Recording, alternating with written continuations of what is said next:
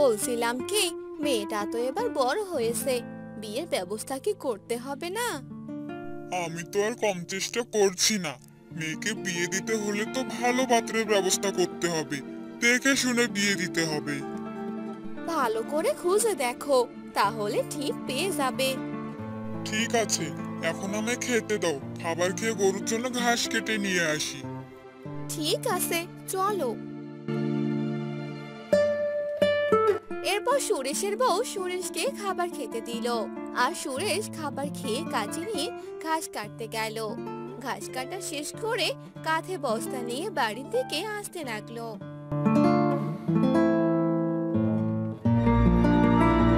আরে সুরেশ দাদা, কোথা থেকে এলে শুনি? এই তো গরুর জন্য ঘাস কাটতে গিয়েছিলাম, এখন বাড়িতেই যাচ্ছি। আরে তোমার জন্য এক সুখবর নিয়ে এসেছি।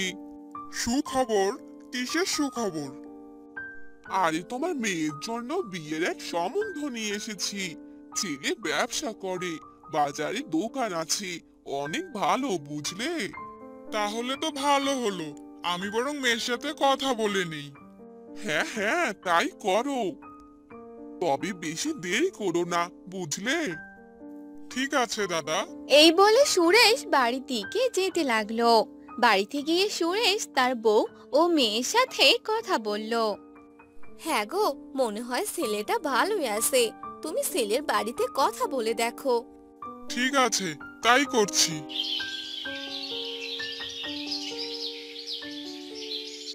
পরদিন সকালে সুরেশ ছেলের মা বাবার সাথে কথা বলে। আর সবাই এই বিয়েতে রাজি হয়।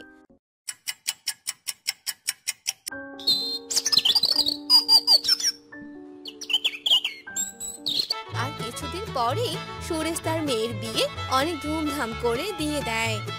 খুব সুন্দরভাবে মেয়েটার বিয়ে দিয়ে দিলাম। হ্যাঁ গো, আমাদের মেয়ে যেন সবসময় সুখে থাকে। এভাবেই অনেকদিন কেটে যায়।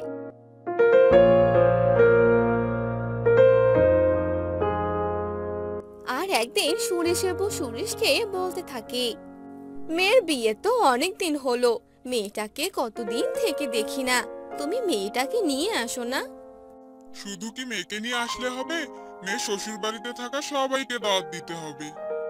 তুমি সেটাই করো, সবাইকে দাওয়াত দিয়ে এসো। কিন্তু আমার কাছে তো এখন বেশি টাকা নেই। আমি দেখি কি করা যায়। এরপর সুরেশ ঘর থেকে বেরিয়ে পড়ে আর গরুর দুধ নিয়ে বাজারে যায়। আর সে দুধ বিক্রি করে, তারপর বাড়িতে চলে আসে। কি গো, আজ এত তাড়াতাড়ি চলে এলে যে, দুধ বিক্রি করা হয়ে গেল?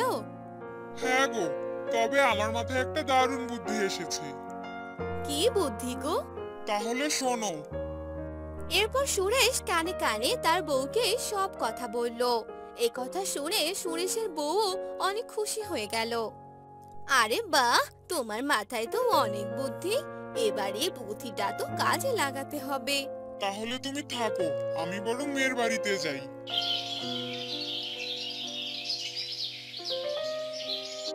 এরপর সুরেশ তার মেয়ের বাড়িতে যেতে লাগলো। আর হাতে ছিল মিষ্টির হাঁড়ি।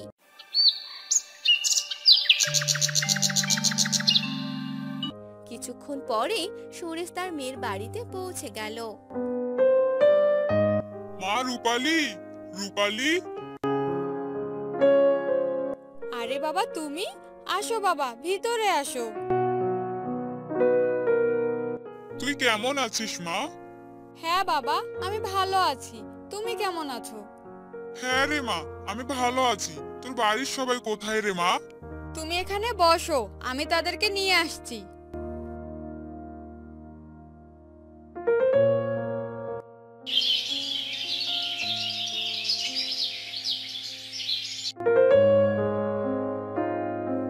এরপর রূপালী তার শ্বশুর শাশুড়িকে নিয়ে এলো।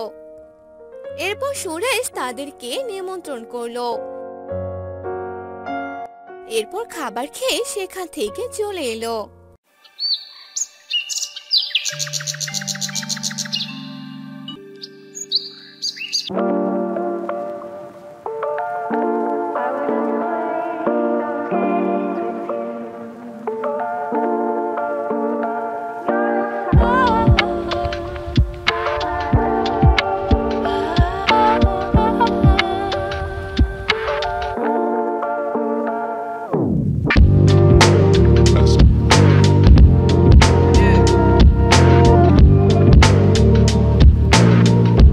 আছে দাদা, আমি এবার আসি, ভালো থেকো।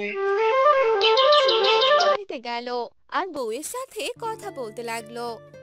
কাল তোমার মেয়ে শ্বশুর বাড়ি থেকে সবাই আসবে, তুমি সবকিছুর ব্যবস্থা করে নিও। ঠিক আছে, তাই করব। পরদিন সকালে সুরেশের বউ রান্না করে নেয়, সবকিছুর আয়োজন করে। তারপর রূপালী সবাইকে নিয়ে বাবার বাড়িতে চলে আসে। বাবা, মা, আমরা চলে এসেছি। এরপর তারা অনেক গল্প করে। তারপর সুরেশের বউ সবাইকে খাবার খেতে দেয়। আরে, এই যে কলা পাতায় ভোজ, এই খাবার তো আমি আজ প্রথমবার খাবো মনে হয়। হ্যাঁ বাবা, একবারেই কলা পাতায় ভোজ খেয়ে দেখো, অনেক ভালো লাগবে। চলো চলো, এবার খেয়ে দেখি। তারপর সবাই মিলে খাবার খেয়ে নেয়। খাওয়া শেষ করে রূপালীর শ্বশুর বলতে থাকে, বাবা, খাবারগুলো খেয়ে অনেক ভালো লাগলো। কলা পাতায় ভোজটা আসলেই অসাধারণ ছিল। মেয়ে শ্বশুর বাড়ির সবাইকে এত খুশি দেখে তারাও আনন্দ পেল। এরপর রূপালী বাবা মাকে বিদায় দিয়ে সেখান থেকে চলে গেল।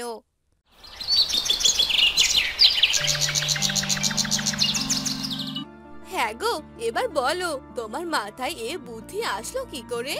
আর বলো না, দুধ বিক্রি করে বাড়িতে আসার পথে অনেকগুলো কলার গাছ দেখতে পেলাম।